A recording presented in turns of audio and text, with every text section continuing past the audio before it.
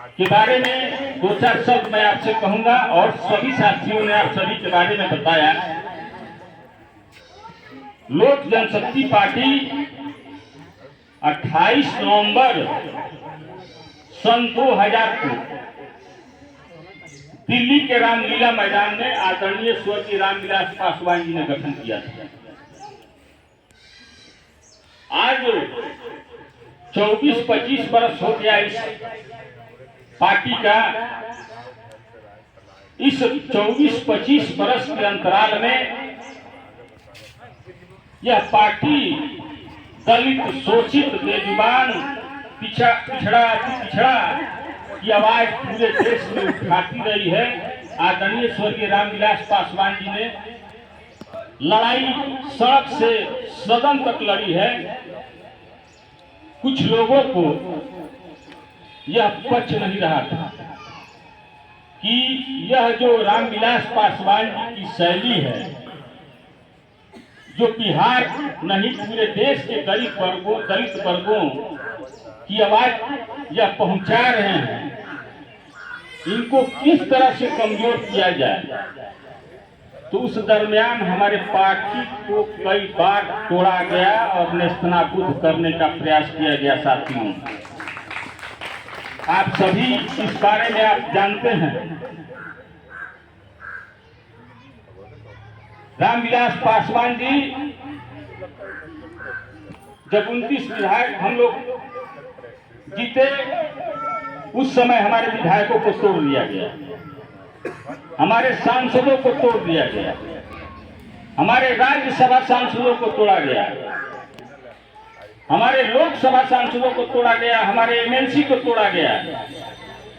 लेकिन जो विरोधी ताकतें यह सोचती थी कि विधायक और सांसद और एमएलसी को तोड़कर लोक जनशक्ति पार्टी को कमजोर कर देंगे, तो उनको यह भ्रम था कि लोक जनशक्ति पार्टी के कार्यकर्ताओं को उन्होंने नहीं तोड़ पाया। और आज यही आप सभी कार्यकर्ताओं की देन है कि आज पार्टी के राष्ट्रीय आदरणीय चिराग पासवान जी भारत की सदन में गरज रहे हैं और आपका प्रतिनिधित्व कर रहे हैं। आप सभी ने देखा होगा विगत लोकसभा चुनाव में यहाँ पर हमको एनडीए गठबंधन में 5 सीटें दी गई और दो पार्टी 16-16, 15-15 सीटों पर लड़ी। उन्होंने 12 सीटें जीती और हम लोगों ने आप सभी के ताकत के बदौलत पांचों की पांचों लोकसभा सीट आदरणीय चिराग पासवान ने जीतकर लोकसभा में भेजने का काम किया। साथियों, आज जरूरत है आप लोगों की। हम तो कहते हैं कि बिहार में अगर दलित समाज, पिछड़ा समाज एकजुट नहीं हुआ तो आपकी लड़ाई लड़ने वाला कोई नहीं रहेगा। और इसी तरह से कहिएगा कि बिजली बिल हमारा बढ़ गया और इंदिरा आवास नहीं मिला, हमको 3 डिसमिल जमीन नहीं मिला। उत्तर प्रदेश में बहन मायावती जी हैं, वहां की लीडर हैं, लेकिन बिहार में उनका प्रभाव नहीं है।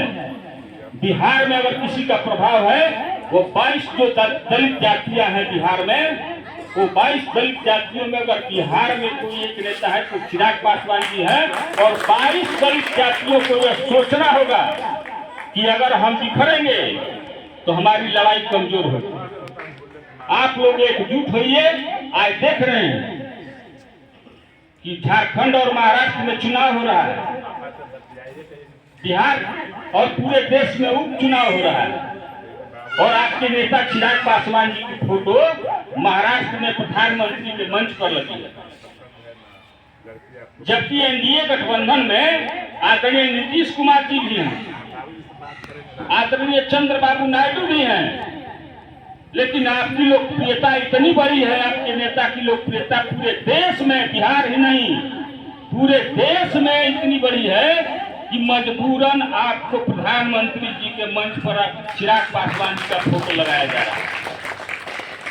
तो हम आग्रह करने आए हैं आप सभी से कि आप यहाँ से जाएं तो जो भी हमारे दलित समाज के लोग हों, वो कोई हो 22 जातियों में जो दलित समाज के लोग हों, पिछड़ा समाज के लोग हों, पिछड़ा समाज के लोग हों, सभी लोग आए।